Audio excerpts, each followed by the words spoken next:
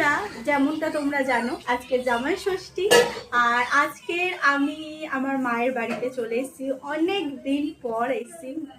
তো জামাই ষষ্ঠী উপলক্ষে তো আজকে তোমাদের সঙ্গে শেয়ার করব যে আমার মা অনেক রান্না করেছে,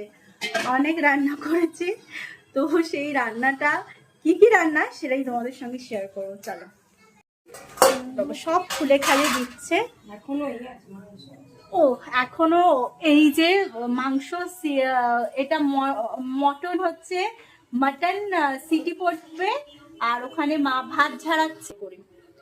আচ্ছা চলো, এখানে হচ্ছে 5 রকমের ভাজা আছে, পোস্ত দিয়ে আলু ভাজা, আর এটা হচ্ছে কাতলা মাছ ভাজা, আর এটা হচ্ছে বেগুন ভাজা পোস্ত দিয়ে, এখানে আছে পটল ভাজা, এখানে আছে উচ্ছে ভাজা, আর ওটা হচ্ছে সকালে টিফিনে করেছিল বেগুন ভাজা সেটা।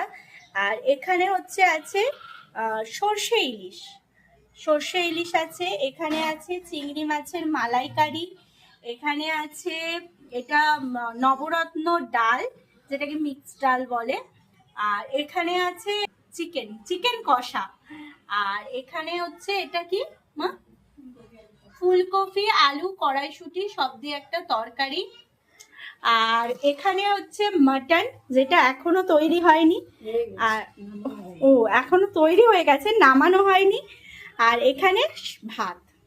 মনে হয় না মার কিছু করতে বাকি রেখেছে, একা হাতে অনেক কিছু করেছে, অনেক কিছু বানিয়েছে। সকালে টিফিনে করেছিল লুচি, আলুর দম, বেগুন ভাজা, আর যা যা থাকে মিষ্টি ফিষ্টি। তো এই হচ্ছে আমাদের জামাই ষষ্ঠী।